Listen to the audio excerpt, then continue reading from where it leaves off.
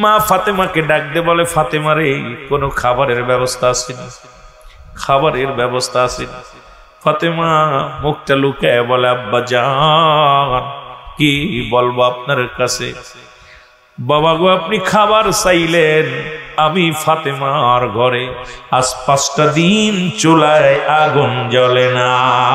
জোরে জোরে চিল্লায় বলা যাবে না আল্লাহু আকবার। রহমতের নবী ডাক দি বলে, ফাতিমা রে, আমি নবী আজ 3 দিন অনাহারে, খোদার যন্ত্রণায় আমি নবী আর চলতে পারি না রে ফাতেমা, কিছু খাবার আছে? ফাতেমা কয়, আব্বা জান, আপনি খানা চাইলেন আজ 5টা দিন, আমি ফাতেমার ঘরে আগুন জ্বলে না। আমার হাসান হুসাইন প্রতিনিয়ত কান্দে, চোখের পানি ফেলায় ফেলায় কান্দে। আব্বা জান, আমার হাসান হুসাইন বারবার এসে বলে, মা, খোদার যন্ত্রণা সহ্য করতে পারি না গো মা। আমি কতবার বুঝাইলাম, বলে, মা গো, রহমতের নবী রাহমাতাল লিল আলামিন, তুমি না খাওয়ায় রাখতে পারো, বাবা না খাওয়ায় রাখতে পারে, কিন্তু আমার নানা জান আমাদের তুই আর খানা খাবে না রে মা।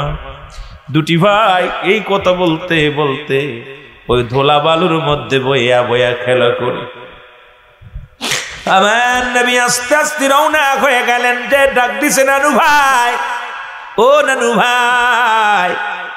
2টি ভাই পাগলের মতো রাসূলুল্লাহর কদমের মধ্যে এসে গেছে। নবীজি 2টি ভাইকে বুকের মধ্যে টান দিয়া কয়, হুসাইন, ও হুসাইন, তুই আমার আমি তোর, হাসান রে তুই আমার আমি তোর। আমার নবী ডাকতে বলে, হুসাইন।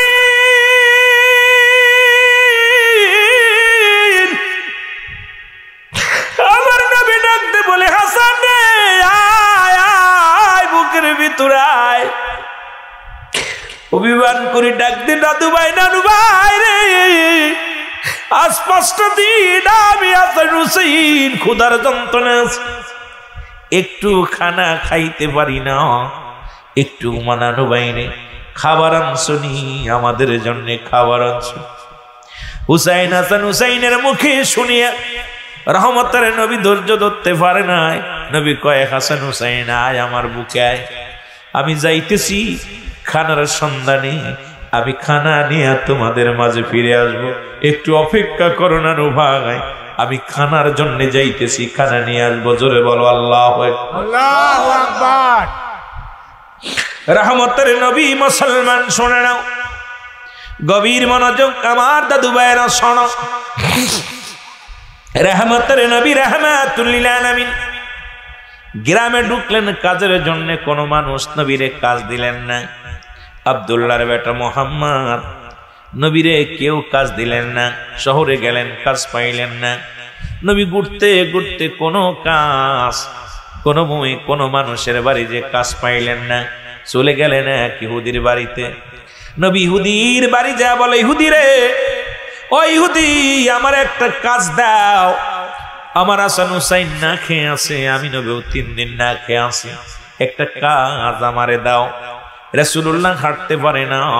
হযরত আনাস বলে, আমি দেখেছি নবী হেলে দুলে জমিনের মধ্যে পড়ে যায়, রাসূলুল্লাহর গায়ে বল নাই, কারণ ক্ষুধার্ত অবস্থায় নবী লাঠি নিয়ে যখন হেঁটে যেত, রাসূলুল্লাহ ক্ষুধার যন্ত্রণায় হেলে দুলে পথের মধ্যে পড়ে যেত। জোরে জোরে চিল্লায় বলা যাবে না আল্লাহু আকবার।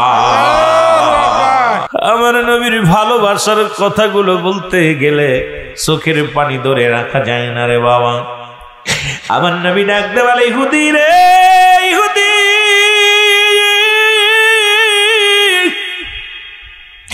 আমি নবীর একটা কাজ দিবানি রে, একটা কাজ দিবানি।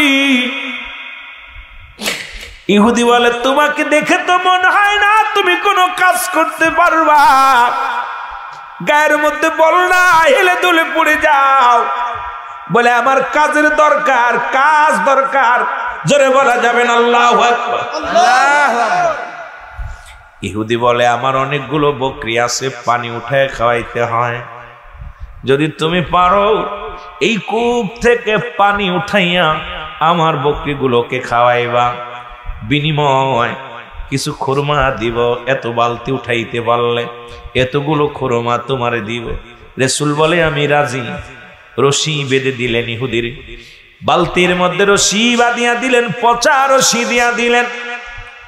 নবীকে কষ্ট দেওয়ার জন্য পচা রশির মধ্যে বেঁধে দিলেন বালতিখানা।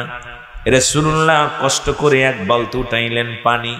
দ্বিতীয় বালতি যখন উঠাইতে গেছেন, সঙ্গে সঙ্গে বালতিখানা ছিঁড়ে কূপের মধ্যে পড়ে গেছে। বড় একটা শব্দ হয়েছে। মুসলমান শোনো, শব্দ হওয়ার পর ইহুদি দৌড়ে আসছে, বলে বালতিখানা বুঝি ভিতরে পড়ে গেছে। আমার নবীজিকে ডাক দিয়ে বলছে, মোহাম্মদ এই বালতিখানা তুলে দাও।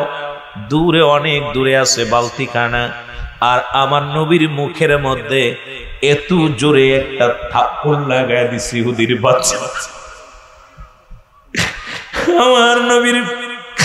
আমার নবীর গায়ে কোনদিন একটা মশা বসে নাই রে, একটা মাছি বসে নাই রে।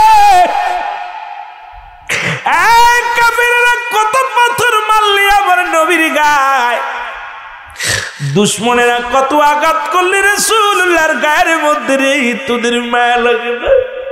যে নবীর গায়ে কোনদিন একটু মশা বসতে পারে না, কোনদিন একটু মাছি বসতে পারে না। ইহুদিরা রে, কাফের বেঈমানেরা, সেই নবীর দাঁতগুলো শহীদ করেছিলি তোরা। সেই নবীর মুখের মধ্যে জোরে একটা থাপ্পড় লাগায়া দিছে। থাপ্পড় খায়া রহমতের নবী নিচে বৈশা গেছে। জোরে জোরে চিল্লায়া বলা যাবে না আল্লাহু আকবার। মুসলমান, তোদের গায়ে যদি একটু রক্ত থাকে, ঈমান থাকে রে, আমার রাসূলুল্লাহর মুখের ভিতরে থাপ্পড় লাগায়া দিছে। এই কথা শোনা পর কোন মুমিন স্থির থাকতে পারে না, কোন মুসলমান স্থির থাকতে পারে না। তার রক্ত গলে টকবক করে উঠবে, কলিজার মধ্যে আগুন লেগে যাবে। আর যদি দুনিয়ার মধ্যে বেঁচে থাকতো, এই সময় যদি আমি থাকতাম, জীবনের বিনিময় হলো রাসূলুল্লাহর প্রতিশোধ নিতাম। জোরে জোরে চিল্লায় বলো ঠিক কিনা? আমার রাসূলের গায়ে হাত দেওয়ার জন্য জীবন বাজি রেখে প্রতিশোধ নিতাম। জোরে জোরে বলো ঠিক কিনা? আমার নবীজি জমিনের মধ্যে বয়া পড়ছে। জিবরিল আমিন এসে বলে, ইয়া রাসূলুল্লাহ, ইয়া হাবিবাল্লাহ। জিবরিল আমিন, আপনার নবী গো, মায়ের নবী গো, আপনার মুখের মধ্যে থাপ্পড় লাগাইছি ইহুদির বাচ্চা। আপনি বলে দেন, এখনই অল পৃথিবীটা আওয়াল ইহুদিকে আমি তছনছ করে দিব। আল্লাহ হুকুম দিছে, আপনি খালি একবার মুখ দিয়ে বলেন, ইহুদিকে আমি সাইজ করে দিই। আর রাসূলুল্লাহ, আমার নবী কয়, না না, ওকে যদি শেষ করে দাও, আমি নবী কালেমার দাওয়াত দিব কারে? ওকে যদি দুনিয়া থেকে বিদায় করে দাও, জিবরিল,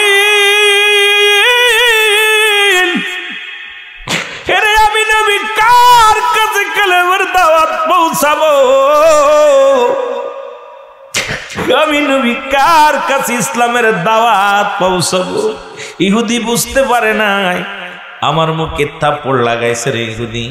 ইহুদি রে, আমার নবীজি ডাকতে বলে, ইহুদি রে, তোমার হাতে ব্যথা পাইছো কি?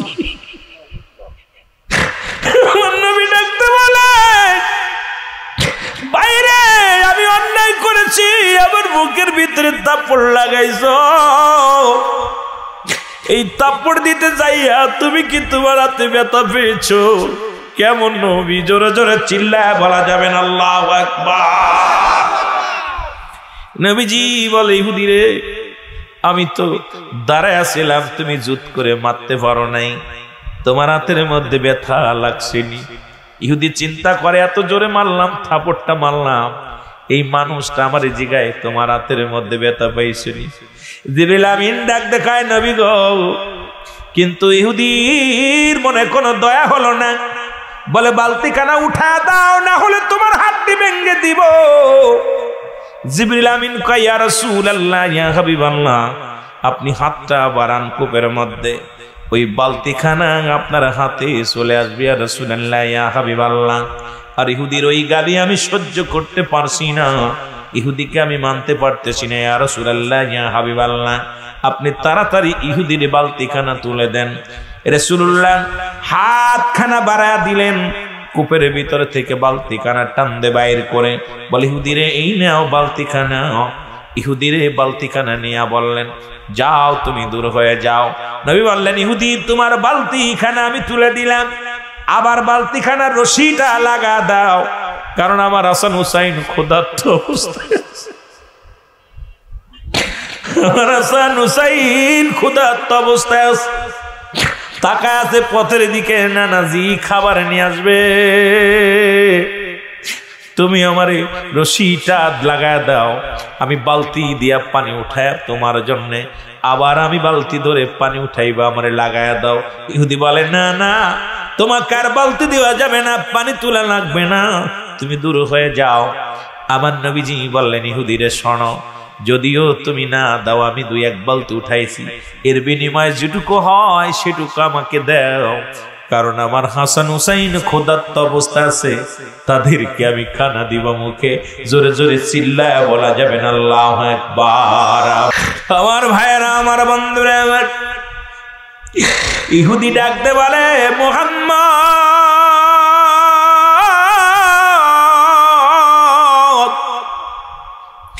আর রশিও দিব না, বালতিও দিব না, তুমি দূর হয়ে যাও। বিনিময় 2টি খুরমা রাসূলুল্লাহর হাতের মধ্যে দিলেন।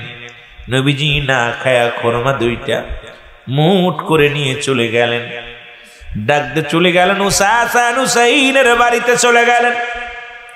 নবী ডাকতে বলে, হাসান হুসাইন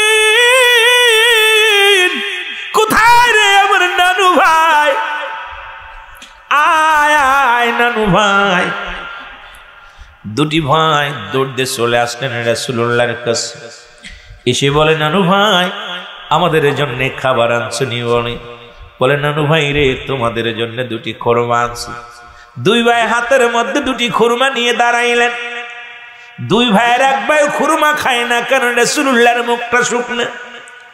নবীজির মুখের দিকে তাকাইয়া হুসাইন ডাকতে বলে, নানু ভাই একটা কথা তোমারে জিগায়। নানু রে, তোমার মুখের মধ্যে ওই দাগটা কিসের দাগ দেখা যায়?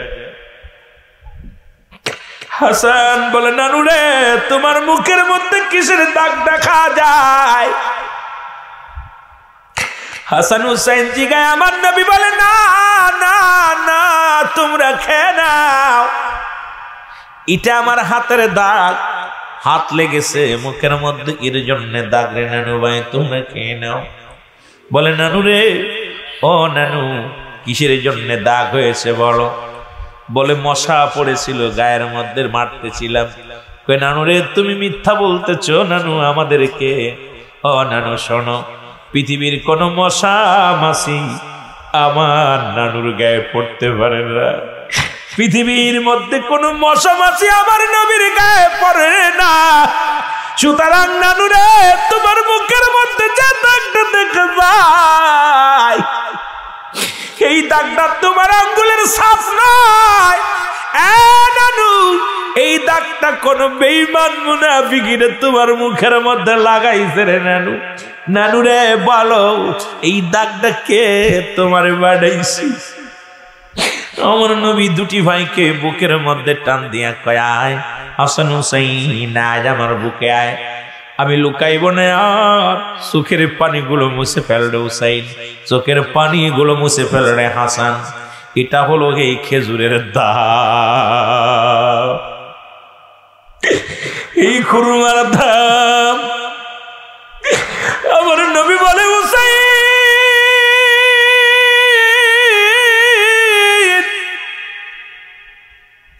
এই মক্কা নগরে প্রত্যেকটা বাড়ি বাড়ি রে কতবারই আমি কাজের জন্য গিয়েছিলাম, পৃথিবীর কেউ আমার একটা কাজ দেয় নাই, কেউ আমার এই কাজ নেয় নাই।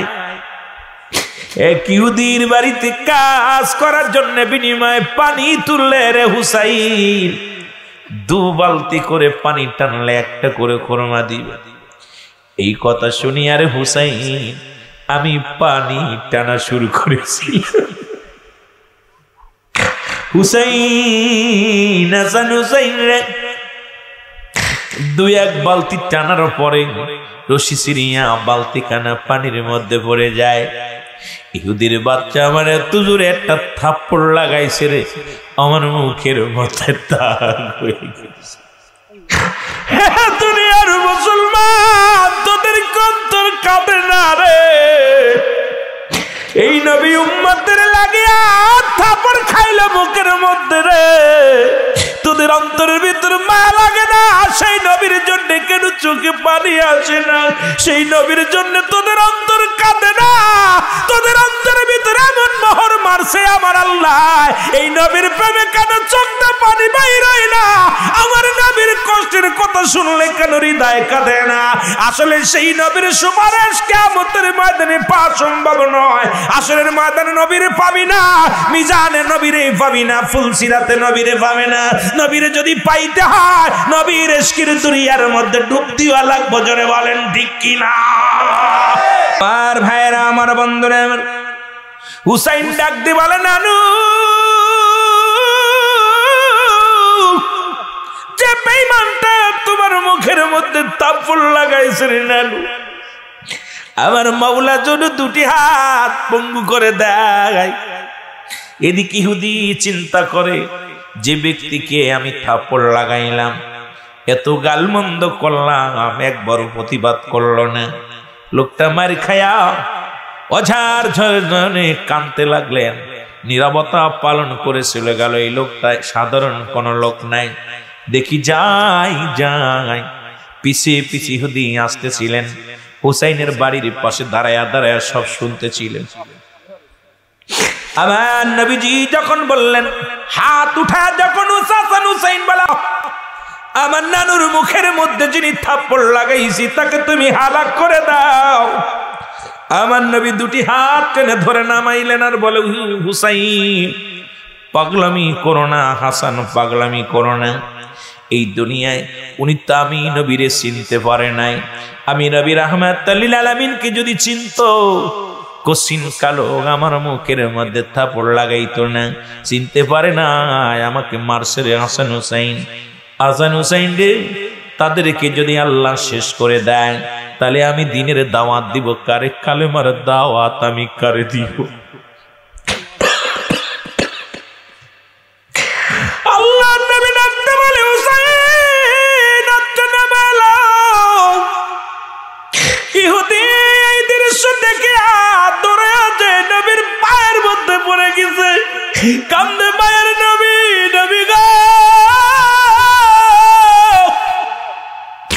আমি আপনাকে চিনতে পারি নাই। নবী গো, যখন আপনার মুখের ভিতরে থাপ্পড় লাগাইছিলাম, নবী গো ওই থাপ্পড় লাগায় আমার মনের ভিতরে শান্তি নাই, মনের ভিতরে বড় কষ্ট। ইয়া রাসূলুল্লাহ, ইয়া হাবিবাল্লাহ, ইয়া রাসূলুল্লাহ, ইয়া হাবিবাল্লাহ, আমি আর একটা মিনিট ইহুদি থাকতে চাই না, কাফের থাকতে চাই না। আপনি আমার কালেমা পড়ায়া দেন, আমি মুসলমান হয়ে যাব। ইয়া রাসূলুল্লাহ, ইয়া হাবিবাল্লাহ, যে লোকটাকে এত কষ্ট দেয়া পর যিনি প্রতিবাদ করেন নাই, অভিশাপ করেন নাই, প্রতিশোধ নেন নাই, আমার জন্য দোয়া করেছে, এই লোকটা সাধারণ কোনো মানুষ হতে পারে না। নিশ্চিত আপনি রাহমাতুল লিল আলামিন। নবী গো, আপনি আমার এই কালেমা পড়ায়া দেন। সঙ্গে সঙ্গে আমার নবীজি ইহুদির কালেমা পড়ায়া দিলেন। ইহুদি কালেমা পড়ে মুসলমান হয়ে গেছে। লা ইলাহা ইল্লাল্লাহু মুহাম্মাদুর রাসূলুল্লাহ সাল্লাল্লাহু আলাইহি ওয়াসাল্লাম।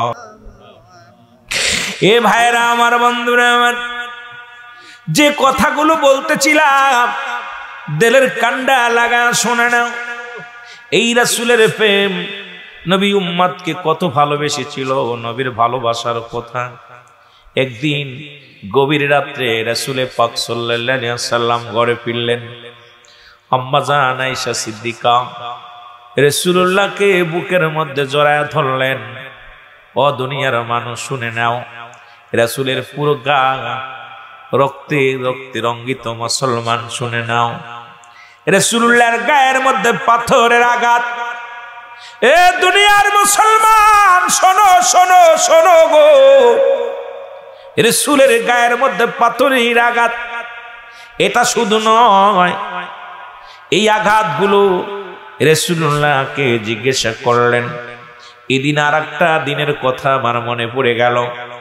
আম্মা জান আয়েশা সিদ্দিকা বলে, ইয়া রাসূলুল্লাহ, ইয়া হাবিবাল্লাহ, আপনার কি ছোট্টবেলা বসন্ত রোগ হয়েছিল? বলে, আয়েশা রে, কেন এই প্রশ্ন করলাম? বলে, ইয়া রাসূলুল্লাহ, ইয়া হাবিবাল্লাহ, রাত্রে যখন আপনি আপনার জুব্বা মোবারক খুললেন, আমি দেখি গায়ের মধ্যে ছোট্ট ছোট্ট ফোসকা পড়ে আছে, বড় বড় দাগ দেখা যায় গায়ের মধ্যে। আপনার গায়ের মধ্যে আমি অনেকগুলো দাগ দেখতে পাইলাম। ইয়া রাসূলুল্লাহ, ইয়া হাবিবাল্লাহ, নবী গো, আপনার কি গায়ের মধ্যে বসন্ত রোগ কোনদিন হয়েছিল?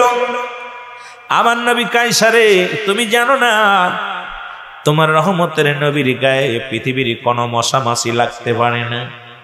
এই দাগগুলো আমার কোনো বসন্তর দাগ না।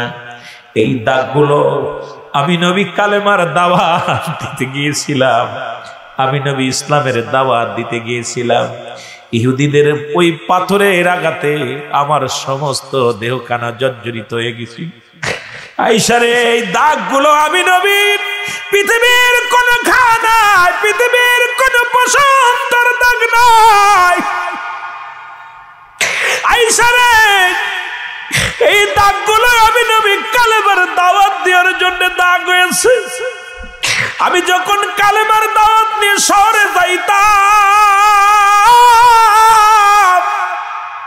ওই কাফের বেঈমানরা পাথর ছুঁড়ে মারতো, পাগল বলে রে। আমি যখন রাস্তা দিয়ে যাইতাম, ওরা আমাকে পাগল মনে করে পাথর ছুঁড়ে মারতো। এই পাথরের দাগগুলো আমার গায়ের মধ্যে। আম্মা জান আয়েশা দোয়া করে, আল্লাহ যারা আমার নবীকে মারছে, আল্লাহ তাদেরকেও তুমি হালাক করে দাও, আর আল্লাহ আমার নবীর গায়ের দাগগুলো তুমি মিশায়া দাও। আমার নবী কায়সা রে, খবরদার এই দোয়া করবে না। আরে আমি যদি, ওরা যদি শেষ হয়ে যায়, আমি নবী কাদের দাওয়াত দিব রে? আর এই দাগগুলো আমার গা থেকে মুছার জন্য দোয়া করো না। এই দাগের ওসিলায়, এই সিনাক্ত নিয়ে আমি আল্লাহর দরবারে হাজির হয়ে যাব। আমি এক একটা দাগের বিনিময়ে আমার উম্মতের আমি নাজাত করাইবা। আয়েশা রে, এই দাগগুলো আমি আমার আল্লাহর দরবারে পেশ করব। বাবু, এই এক একটা দাগের ওসিলায় তুমি আমার উম্মতের মাফ করে দাও রে আয়েশা। আমি আমার এই দাগগুলো কালেমার দাওয়াতের দাগ, এই দাগগুলো ইসলাম প্রচারের দাগ। আমার নবীজি এত কষ্ট করেছে দুনিয়ার মধ্যে, আমার নবীজি শুধু উম্মতের জন্য চোখের পানি ফেলে গেছে। এ মুসলমান, রাসূলুল্লাহর সম্মান এটা যদি তোমরা শোনো, এটা যদি তোমরা মানো, এই দুনিয়ার পাগল হয়ে যাওয়া। রাসূলের প্রেম ছাড়া তোমার ভিতরে কিছু ঢুকবে না। নবীর প্রেম, প্রেম, নবী প্রেম, নবী প্রেম হৃদয়ে যদি একবার ঢুকাইতে পারো, দুনিয়া আখিরাত দুইটাই কামিয়াব হওয়া। জোরে বলো আল্লাহু আকবার। আর একটু জোরে জোরে চিল্লায় বলা যাবে না আল্লাহু আকবার। আমার ভাইয়েরা, আমার বন্ধুরা, আমার সেই নবীজির প্রেম শিক্ষা দিছেন জামানার মহাকামেল খাজা বাবা সৈয়দ আল্লামা ফরিদপুরি। আল্লাহ বলেন, যাদের কথা আল্লাহ বলে, আলা সাবধান, নিশ্চয়, আলা ইন্নাউলিল্লাহি, আল্লাহর তরফ থেকে যারা ওলি হয়, লা নাই খাউফুন শব্দের অর্থ ভয়, ওয়ালা যদি অবস্থান করে, হুমদের উপরে ইহজানুন, তাদের কোনো চিন্তা নাই, ভাবনা নাই। মুসলমান শুনে নাও, একটু দিলের কান্ডা লাগা শোনো। এই পৃথিবীর মধ্যে এমন একটা দরবারের মুরিদ আমরা, এমন একটা দরবারে আলেম আমরা, যে দরবারে গেলে নবীজির প্রেম ভালোবাসা পাওয়া যায়, যে দরবারে গেলে রাসূলুল্লাহর প্রেম জেগে যায়, যে দরবারে গেলে দয়াল নবীর শানে দুরূদ পড়তে পড়তে একটা জাকের, সাধারণ একটা জাকের বিশ্ব জাকির মঞ্জিলের একজন কর্মী আবার রাসূল উপরে 722 বার সারাদিন 24 ঘন্টার ভিতরে দুরূদ পড়ে কতবার? 722 বার। কয়বার? 722 বার দুরূদ পড়ে। জোরে বল আল্লাহু আকবার। আল্লাহু আকবার। অনেক মানুষ উঠা গেছেন, মজা লাগবে না, কারণ আমি মজা দিয়া বক্তা না, আমি চোখে পানি না আসলে আলোচনা করতে পারি না।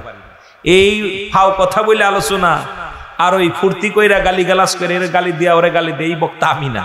কেন এখন তো বক্তা নাই, বক্তা সব এমন তক্তাই চাই আই গালি। একটা আয়াত পড়ে আই শুরু করলো বকাবকি, এরে দিল ওরে দিল, ওরে এরে করলো, রিমান্ডে দিল, কনে কারে নিছে, কনে জেলে কিরাম পিটাইছে, কেন ডিম দিছে, কনে রাখছে, কারে কালে, এই ধরে গালি গালাস। এগুলো আমাদের দ্বারাই সম্ভব না। আর আমি সিদ্দিক এটা পারি না, কারণ এটা আমার শিক্ষা না এখানে। এই জন্য আমার ওয়াজে অনেকের মজাও লাগবে না। কথা বুঝলি? একমাত্র আশেক মাসুক ছাড়া আমার আলোচনায় তৃপ্তি পাবে না। তৃপ্তি পাবে মুনাফিকদের দিলে লাগবে না, কারণ মুনাফিকদের অন্তর অমিনান নাস, মানুষের মধ্যে মায়া কোনো, তারা বলবে আমান্না, তার ঈমান আনছে বিল্লাহি, আল্লাহর প্রতি, বিল ইয়াউমিল আখির, আখিরাতের বিশ্বাস স্থাপন করছে। আমাকুম বিমুমিনিন। হুজুরের দরবারেও এক শ্রেণী মুনাফিক যেত, রাসূলুল্লাহর দরবারে মুনাফিকরা যাইত।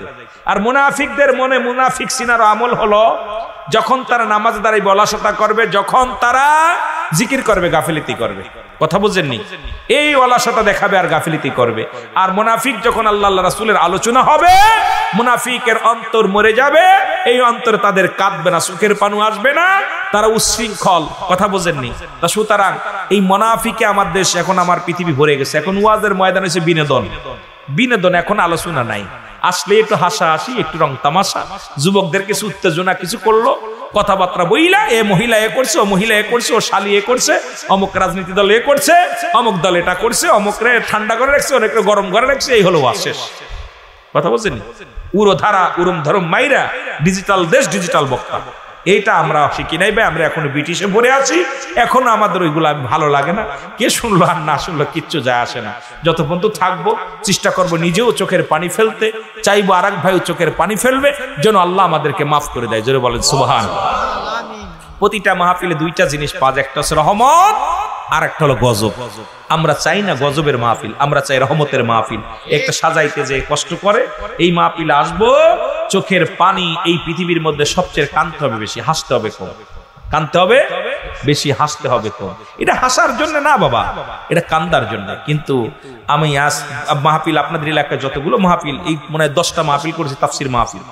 আমার আগে যে সমস্ত বক্তা ওয়াজ করছে, বিশ্বাস করবেন না, এর ওয়াজ বলে না, একে বলে আওয়াজ।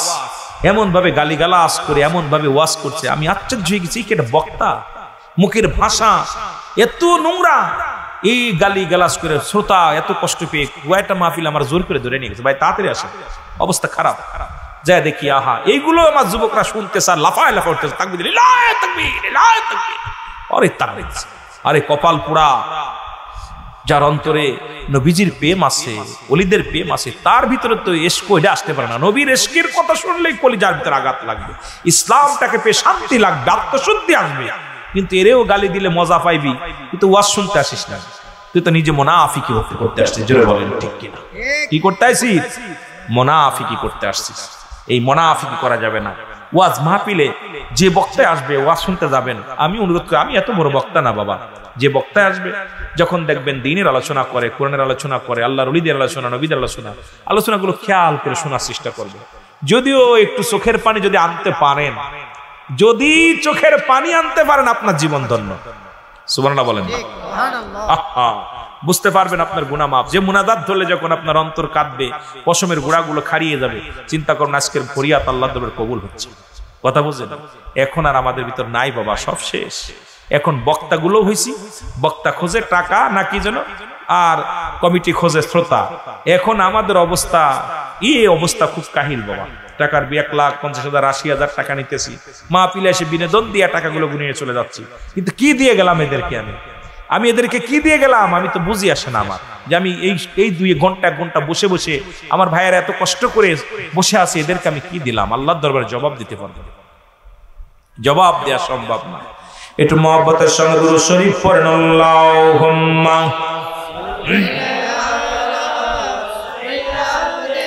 আমি জানি গো মুর্শিদ প্রেমে আসে কত জ্বালায় আমি জানি গো মুর্শিদ প্রেমে আসে কত এর মুর্শিদের চরণ ধুলি দিয়া বানাইলাম গলার মালায় আমি জানি গো মুর্শিদ প্রেমে আসে কত জ্বালা বলো আমি জানি গো মুর্শিদ প্রেমে ওই চরণে গেলে পাই গো নবীর দর্শন ওই চরণে কাটাইব আমার জীবন মুর্শিদ আমারি জীবন ওই চরণে গেলে পারে পাই নবীজির দর্শন হায় হায় নবীজির ওই চরণে কাটাইব আমারি জীবন মুর্শিদ আমারি জীবন আমি জানি গো মুর্শিদ প্রেমে আসে কত জ্বালায় আমি বুঝি গো মুর্শিদ প্রেমে আসে কত এর মুর্শিদের চরণ ধুলি দিয়া বানাইব গলার মালায় আমি জানি গো মুর্শিদ প্রেমে আসে কত জ্বালায় আমি বুঝি গো খাজার প্রেমে আসে কত জ্বালা জোরে বলা যাবে না সুবহানাল্লাহ নামাজের আগে আলা নাই হজের আগে আলা নাই যাকাতের আগে আলা নাই আল্লাহ বলেন আলা সাবধান ইন্না নিশ্চয় আলা ইন্না উলিয়াল্লাহি আল্লাহর তরফ থেকে যারা ওলি হয় ওলি মানুষে বানায় না কোন পীর সাহেব বানায় না পীরের ছেলে পীর হয় না ডাক্তারের ছেলে ডাক্তার হয় না ইঞ্জিনিয়ারের ছেলে ইঞ্জিনিয়ার হয় না আমার দেশে কিন্তু পীরের ছেলে পীর হওয়ার কারণে আমার দেশ থেকে পীরের একটা দুর্নাম বাইর হয়ে গেছে দেখা যায় পীরের খাসলাতের লগে মুসলমান তার ছেলের খাসলাত মিল নাই পীরের খাসলাতের সঙ্গে তার হালে বায়াতের খাসলাত মিল নাই এই জন্য বাবা পীর বানায় আমার আল্লাহ পীর কোনো মানুষে বানায় না মুসলমান শুনে না আল্লাহ নাই খৌফুন শব্দের অর্থ ভয় ওলা যদি অবস্থান করে হোমদের উপরে যেন তাদের কোনো চিন্তা নাই ভাবনা নাই শুরুতে বললাম আলা ইন্না আউলিয়াল্লাহি আল্লাহর তরফ থেকে যারা ওলি হয় সুবহানাল্লাহ বলেন না কার তরফ থেকে ওলি বানায় কে আল্লাহ আরো জোরে বলেন কে আল্লাহ এই দুনিয়ার সাধক ব্যক্তিরা সাধনা করে আপন পীরের কদমে তাদের ওসিলা তাদের দোয়া আল্লাহ কবুল করে আল্লাহ রাব্বুল আলামিন তার দপ্তরে ওলির দপ্তরে নামটা তাদের লেখা দেয় আমল করতে করতে আউলিয়ার দরবারে পৌঁছে যায় আমলে আউলিয়া বে আমলে দেউলিয়া এমন একটা পর্যায়ে যিনি চলে যায় তখন ওই মাকামে নামটা লেখাইতে হলে এই সাধনার জগতে যারা গেছেন তাদেরকে বলা হয় আউলিয়া আর তাদের জন্য রাসূল বলে লা ইয়ামুত তাদের মৃত্যু নাই এই জগতের ভিতরে যারা দুনিয়ার মধ্যে সাধক ব্যক্তি হয়ে যায় আল্লাহর মাহবুব বান্দা হয়ে যায় এই পৃথিবীর মধ্যে তাদের ভয় নাই রাসূল বলে মেরকাত শরে মেরকাতের 10ম খণ্ড 722 নম্বর পৃষ্ঠা তাফসীরুল বায়ান 5ম খণ্ড 524 নম্বর পৃষ্ঠা রাসূল বলে আলা শব্দান ইন্না নিশ্চয় আলা ইন্না উল্লাহি আল্লাহর তরফ থেকে যারা ওলি হয় লা ইয়ামুত তাদের মৃত্যু নাই সুতরাং আল্লাহর মাহবুব বান্দা যিনি কামেলের দপ্তরে পৌঁছে যায় এই দুনিয়াও চিন্তা নাই পরপারও তাদের চিন্তা নাই তাদের মরণ নাই জোরে জোরে চিল্লা বলা যাবে না সুবহানাল্লাহ আর একটু জোরে বলো আল্লাহু আকবার আল্লাহু আকবার এ ভাইরা আমার বন্ধুরা আমার এই জন্য বলতেছিলাম নামাজের আগে আলা নাই হজের আগে আলা নাই যাকাতের আগে আলা নাই কিন্তু আল্লাহ উলিদের বিষয় বলতে যায় বলে আল্লাহ সাবধান এই আল্লাহর মাহবুব বান্দাদের বিষয় বলতে যে আল্লাহ সতর্ক দিয়েছে সাবধান হও কারণ এদিকে আঙ্গুল তোলার আগে সাবধান হও হুঁশিয়ার করে দিছে এদিকে আঙ্গুল তুলো না কারণ তুলো না কারণ ওদের সাবধান করে দিছে মানুষদেরকে এই পৃথিবীর এমন মহামানব যারা দুনিয়ার মধ্যে নবুয়তের দরজা বন্ধ হয়ে গেছে মুসলমান কিয়ামত পর্যন্ত আর কোন নবী আসবে না। বিলাতের জামানা শুরু হয়ে গেছে রে মুসলমান। এই বিলাতের জামানার মধ্যে এই কামেলে মোকাম্মেল আমার আল্লাহর ওলিগণ, যাদের মাধ্যমে আল্লাহ চিনার একটা মাত্র ঠিকানা, আল্লাহকে পাওয়ার একটা মাধ্যম ঠিকানা হলো এই দুনিয়ার মুসলমান ওলিয়ে কামেল। এই জন্য পাহাড়ে যা আল্লাহরে পাইবা না, মন্দিরে যা আল্লাহরে পাইবা না। আল্লাহ তাকে মুমিনের কলবের মধ্যে আল্লাহ বলে আফিয়ানফুসিকুম আফালা তুবসিরুন। আল্লাহ বলে বান্দা বান্দিগণেরা শোনো, আমার নিদর্শন তোমাদের মধ্যে আছে, তোমরা তালাশ করো না তাই পাও না। যে বান্দা তালাশ করে তলাশি বান্দার কলবের মধ্যে আমার সন্ধান। মুসলমান শুনে নাও, এই মাত্র আল্লাহর পাওয়ার একটা, আল্লাহ রাব্বুল আলামিনকে পাওয়ার একটা ঠিকানা আছে। মুমিন আল্লাহ কলবের মধ্যে থাকে। আল্লাহ রাব্বুল আলামিনকে খোঁজার জন্য কেউ যাও মন্দিরে, কেউ যায় মসজিদে, কেউ যায় গির্জায়, কিন্তু আল্লাহ তো থাকে মুমিনের কলবের মধ্যে। মুমিন যতক্ষণ না হতে পারবা আল্লাহকে পাওয়া সম্ভব হবে না। মুমিন যতক্ষণ পর্যন্ত হতে না পারবা আল্লাহকে পাওয়া কতক্ষণ পর্যন্ত সম্ভব হবে না। যখনই তুমি মুমিন হয়ে যাবা, আল্লাহ পার ঠিকানা যখনই তুমি পেয়ে যাবা, তোমার মুর্দা দিল জিন্দা হয়ে যাবে। ওই মুর্দা দিলের মধ্যে আল্লাহ আল্লাহ আল্লাহ জিকির জারি হয়ে। এ দুনিয়ার মানুষ শোনো, আল্লাহ রাব্বুল আলামিন নামাজ পড়ে না, রোজা রাখে না, হজ করে না, যাকাত দেন না। আল্লাহ কি দেয়? বলেন আল্লাহ কি দেয়? আল্লাহ রাব্বুল আলামিন এগুলোর কোনো কিছুই দেন না, করেন না। বাবা উপরে আসেন, আপনি উপরে আসেন, মুরব্বী উপরে আসে বসে। কোনো কিছু দেন না, কিন্তু আমার আল্লাহ রাব্বুল আলামিন একটা কাজ করে, সেটা হলো তার হাবিবের উপরে, তার নবীর উপরে সদা সর্বদাই দুরূদ ও সালাম পাঠ করে। কত সময় কতবার, কোন নাই হেতবার 50 বার বা 100 বার, 10 বার, কত সময় পর্যন্ত নবীর উপরে দুরূদ পড়েন। আমার আল্লাহ বলেছেন সদা সর্বদাই আমি নবীর উপরে দুরূদ ও সালাম পাঠ করি। এখন কত সময় কত সেকেন্ড কথা বলে নাই, ইহা দ্বারা প্রমাণ হয় আল্লাহ স্বয়ং আমার রাসূলের দুরূদ পড়ে, ফেরেশতারাও পড়ে, ঈমানদারেরাও নবীর দুরূদ পড়ে। জোরে জোরে চিল্লায় বলা যাবে না সুবহানাল্লাহ? আর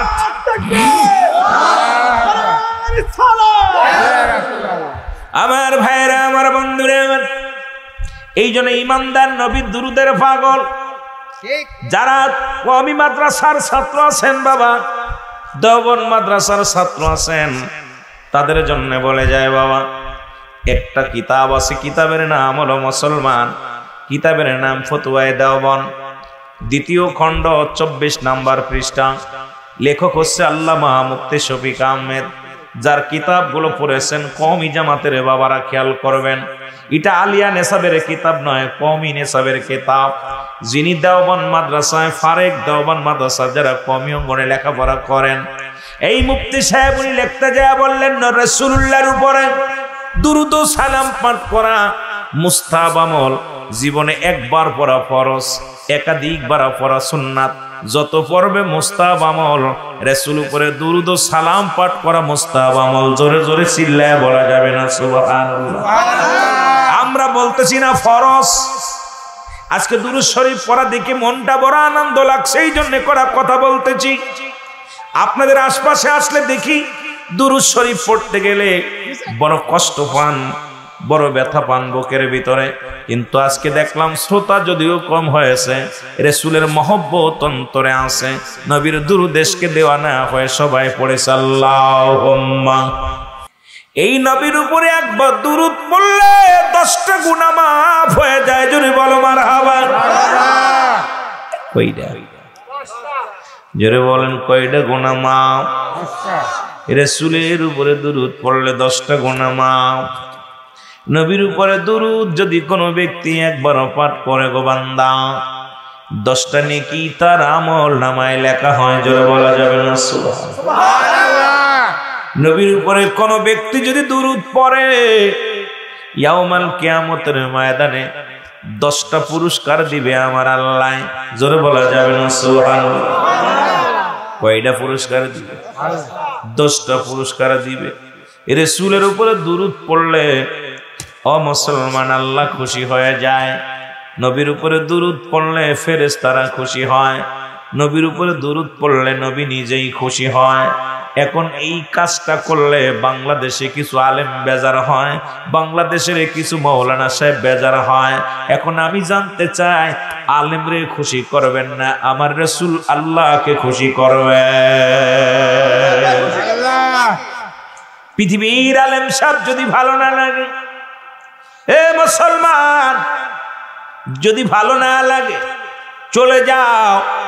কারণ নবী লাগবে কবরে, নবী লাগবে মিজানে, নবী লাগবে ফুলসিরাতে, নবী লাগবে ইয়াউমুল কিয়ামতের ময়দানে। নবী বিনে কোনো বান্ধব নাই, নবী বিনে কোনো গতি নাই, নবী বিনে কোনো উপায় নাই, নবী বিনে কোনো চলার মতো গতি নাই। এই নবী আমার আপনার একমাত্র বিপদের কান্ডারি, রাহমাতুল লিল আলামিন। জোরে জোরে চিল্লায়া বলা যাবে না সুবহানাল্লাহ? এমন দরদি নবী, ও মায়ার নবী গো, নবী বলছেন হায়াতি খায়রুল লাকুম। নবী বলছে আমার হায়াতের জিন্দেগিটা আমার উম্মতের জন্য কল্যাণ শুরু। সুবহানাল্লাহ।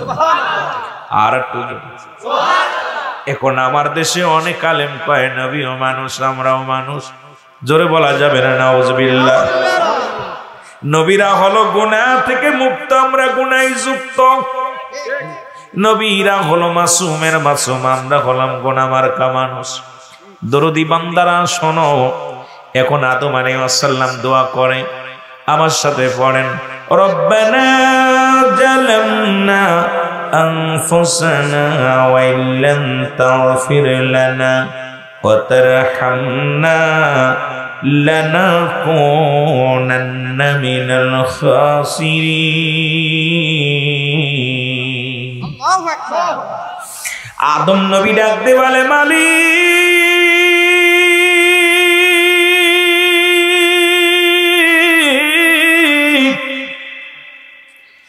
আমি আদম নবী জালিমদের অন্তর্ভুক্ত হয়ে গেছি, আমার তুমি ক্ষমা করে দাও গো।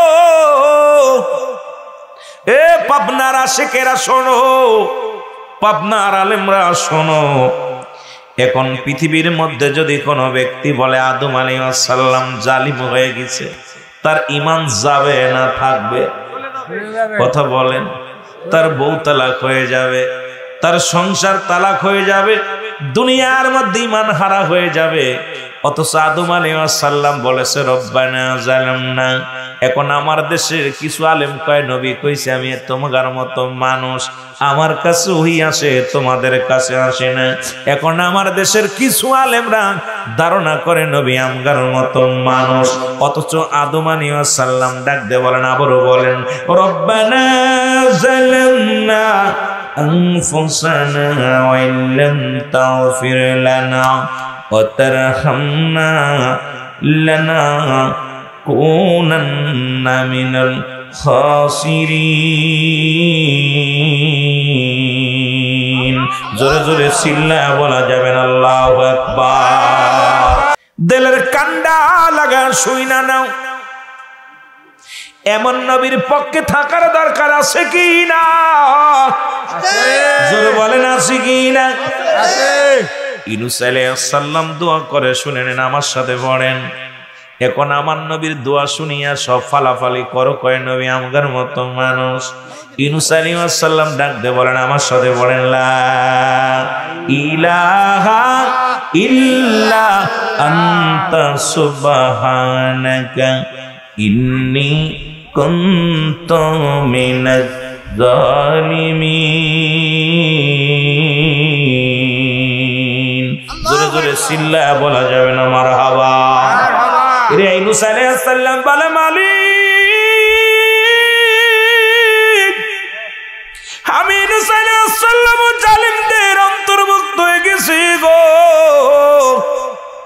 যদি কোনো ব্যক্তি ইউনূস আলাইহিস সালামকে জালিম বলে, তার ঈমান যাবে না থাকবে? জোরে বলেন, যাবে না থাকবে? আর একটু জোরে বলা যাবে না? যাবে না থাকবে? সঙ্গে সঙ্গে চলে যাবে। তারা তো বলেছে আমি জালিমদের অন্তর্ভুক্ত হয়ে গেছি। নবী কি বলে? নবী বলেন হায়াতি খায়রুল লাকুম, আমার হায়াতের জিন্দেগিটা আমার উম্মতের জন্য কল্যাণ স্বরূপ। কারণ এই পৃথিবীর মধ্যে আল্লাহ আমারে পাঠাইলো শরীয়তে নবী, হাকিকতে নবী, মারিফাতে নবী। কোথায় নবীরে লাগাইবেন? এ মুসলমান, নবী কয় উম্মতিরা রে, আমি নবী এই পৃথিবীর মধ্যে আগমন করেছি আমার উম্মতের জন্য, কল্যাণের জন্য। কারণ আমার উম্মতের সঙ্গে আমি কথাবার্তা বলেছি, আমার উম্মতের সঙ্গে আমি চলাফেরা করেছি। কেমনে রাষ্ট্রীয় জীবন চালাইবা, কেমনে সাংসারিক জীবন চালাইবা, কেমনে মুসলমান এই দুনিয়ার জিন্দেগি চালাইবা, শরিয়াত, তরিকত, হাকিকত, মারিফাত সব অঙ্গনে আমার নবী। নবী হলো উম্মতের একমাত্র ঈমানের মাপ কাঠি। জোরে বলেন ঠিক কিনা? বালা করে বুঝে নিবেন মুসলমান, গভীর মনোযোগ।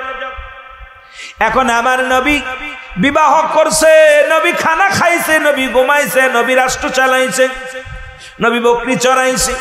এখন আমাদের দেশের কিছু আলেমরা কয় নবী তামগার মতোই ছিল। আব্দুল্লাহর বেটা মুহাম্মদ সে আবার কেমনে নবী হয়? এই যে ধারণা মানুষের মনে, মুসলমান শোনো, এই নবীর সনে কোনো মেসাল চলে না। কারণ নবী বলছে আমি দুনিয়ার মধ্যে আগমন করেছি উম্মতের কল্যাণের জন্য, আবার আমি দুনিয়া থেকে বিদায় হয়ে গেলাম, এটা উম্মতের কল্যাণের জন্য। এখন আমার দেশের কিছু আলেম কয় নবী মরে গেছে, মরা নবীর উম্মত আমরা না রে বাজান, না আমরা জেতা নবীর উম্মত। জোরে বলেন ঠিক কিনা? নবী বলেন ওয়াফাতি খায়রুল লাকুম। মুনশিরা কুরআন হাদিস একটু বড় দেল দিয়া কান দিয়া। নবী কয় পৃথিবী থেকে বিদায় নিলাম, এটা আমার উম্মতের কল্যাণ স্বরূপ। জোরে বলেন সুবহানাল্লাহ। আরো জোরে বলেন ওমামায়াতি খায়রুল লাকুম। আমার নবী কয় আমার ওয়াফাতটা হলো ওয়াফাতি খায়রুল লাকুম, আমার ওয়াফাতটা হলো উম্মতের জন্য কল্যাণ স্বরূপ। কারণ এই পৃথিবীর বুক থেকে আমি নবী বিদায় হলাম, আমার উম্মতিরা যখন কোনো ভালো কর্ম করে, ভালো কাজ করে, জিকির করে, রোজা রাখে, হজ করে, যাকাত দেয়, এক কথায় নেকির কাজগুলো করে, ভালো কাজগুলো করে, সঙ্গে সঙ্গে আমি নবী আল্লাহর দরবারে প্রশংসা করি। আল্লাহ অমুক গ্রামে অমুক ব্যক্তি তাসবিহ পড়েছে, নামাজ পড়েছে, কালেমা পড়েছে, আল্লাহ আমি প্রশংসা করি। আমার নবী উম্মতের হইয়া প্রশংসা করে আমার আল্লাহর দরবারে। আবার কোন উম্মত যখন গুনাহের কাজ করে, মুন্সি মৌলবী হাফেজকারী যারা আছেন ভালো করে জেনে নেন, ভালো করে জেনে নেন। নবী কয় পৃথিবীর মধ্যে কোন উম্মত যখন গুনাহের কাজে লিপ্ত হয়ে যায়, সঙ্গে সঙ্গে আমি নবী সঙ্গে সঙ্গে বলি আল্লাহ ওই পাবনা জেলার আব্দুল কাদের মিয়া অন্যায় করেছে, আল্লাহ আব্দুল জলিল সাহেব অন্যায় করেছে, আমার আল্লাহ রাশেদ সাহেব অন্যায় করেছে, রুহুল আমিন সাহেব অন্যায় করেছে, আমি নবী অমুকের হয়ে ইস্তেগফার করলাম, আল্লাহ তুমি ওরে মাফ করে দাও। এই পৃথিবীর মধ্যে অন্যায় করে ছেলে মাপ চায় বাবায়, অন্যায় করে গ্রামের ছেলে মাপ চায় চেয়ারম্যান মেম্বার যাইয়া, এমন নবীর উম্মত হইলাম,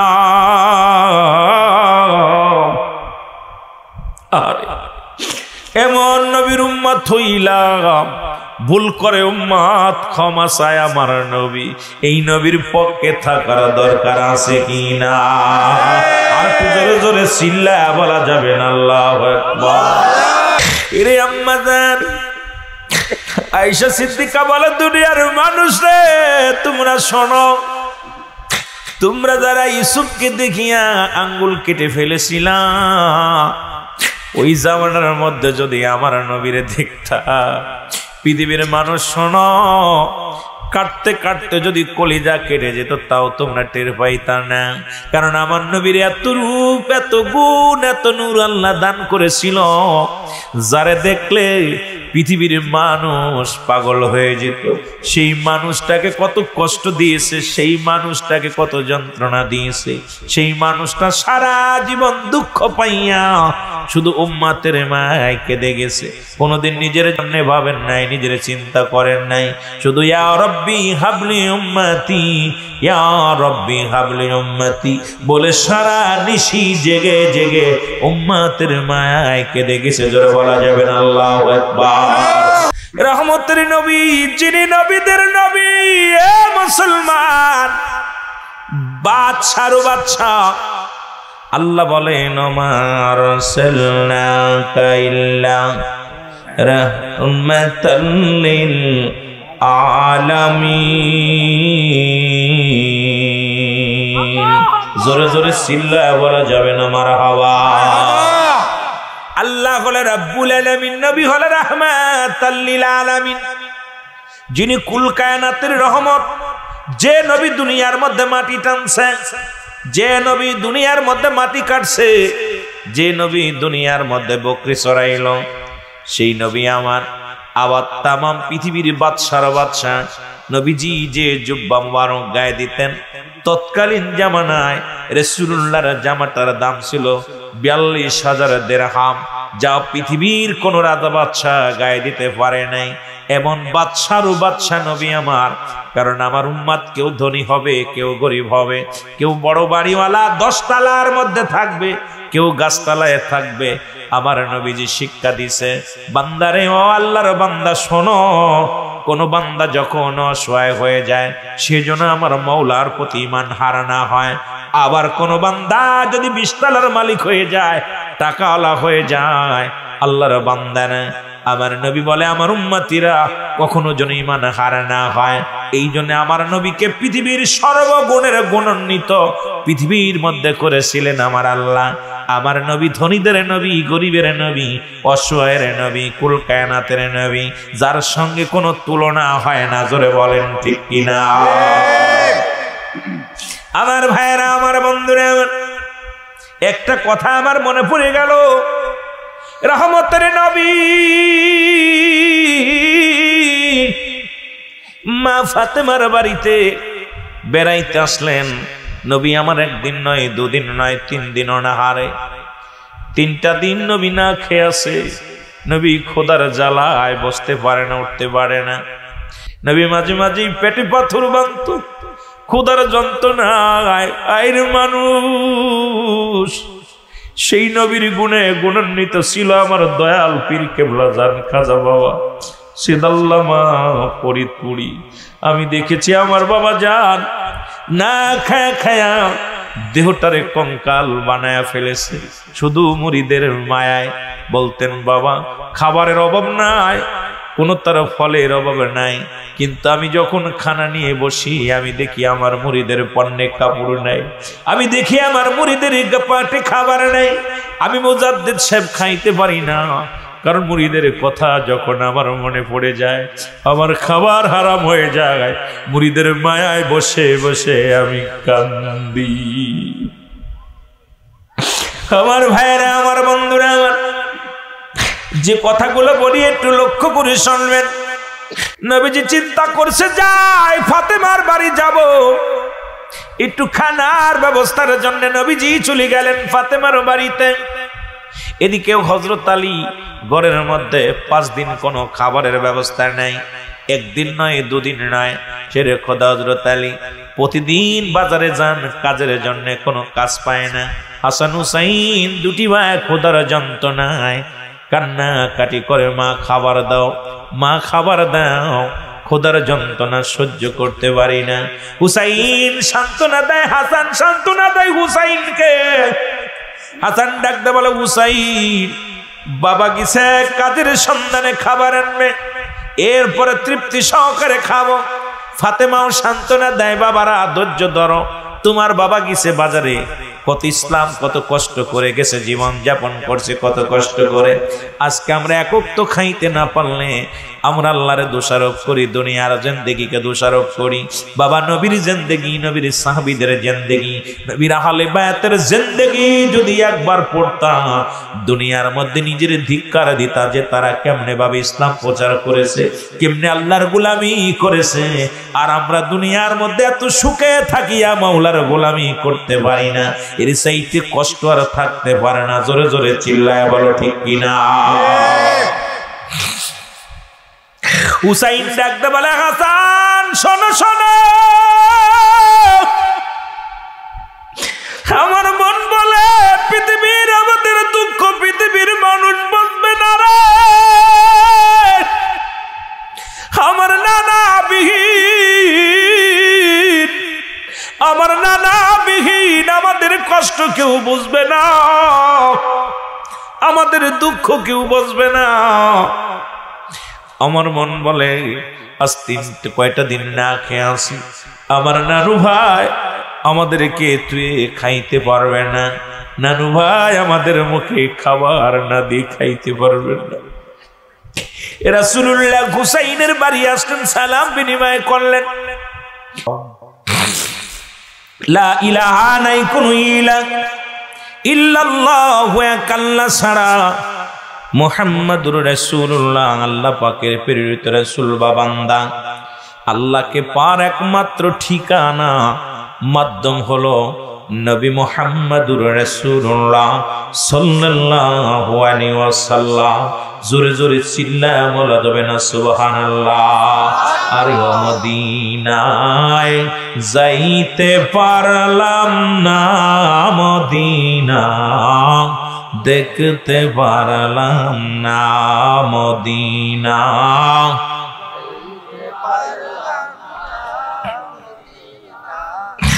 দেখতে পারলাম না, মদিনা যাইতে পারলাম না, মদিনা। আমি অসহায় তাই কাঁদি বসে হায়, আমি অসহায় তাই কাঁদি বসে হায়, ওই মদিনা যাইতে পারলাম না, মদিনায় যাইতে পারলাম না, মদিনা দেখতে পারলাম না, মদিনা।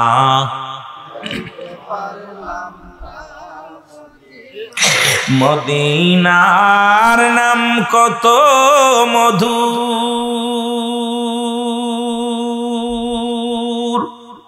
মদিনা আর যে কত দূর, ওই মদিনার পথের ধুলি, ওই মদিনার পথের ধুলি গায়ে মাখতে পারলাম না, মদিনা যাইতে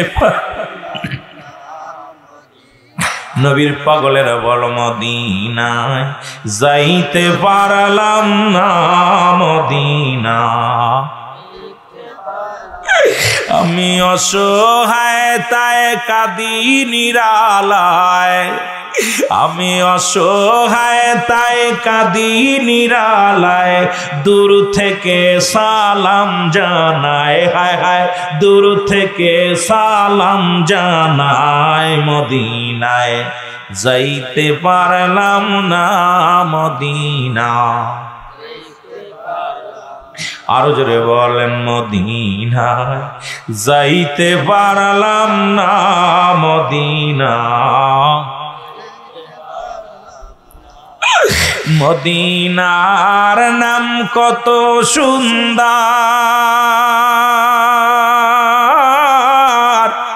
মদিনা কেড়ে সে অন্তর।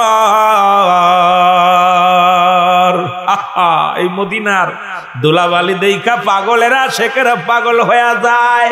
মদিনার নাম কত সুন্দর, মদিনা কেড়ে সে অন্তর, ওই মদিনার ধুলি বালি, ওই মদিনার ধোলা বালি গায়ে মাখতে পারলাম না, মদিনা যাইতে পারলাম না, মদিনা। আসরে বলেন মদিনায় যাইতে পারলাম না, মদিনা। আমি অসহায় তাই কাঁদি বসে হায়, আমি অসহায় কাঁদি বসে হায়, দূর থেকে সালাম জানায়, আমি দূর থেকে সালাম জানায়, মদিনায় যাইতে পারলাম না, মদিনা মদিনা যাইতে পারলাম না, মদিনা দেখতে পারলাম না। আল্লাহুম্মা আল্লাহ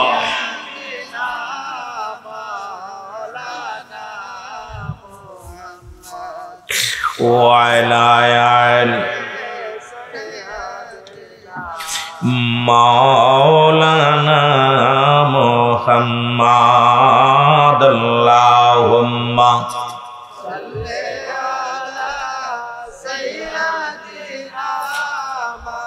মাওলানা মুহাম্মাদ আলা আলি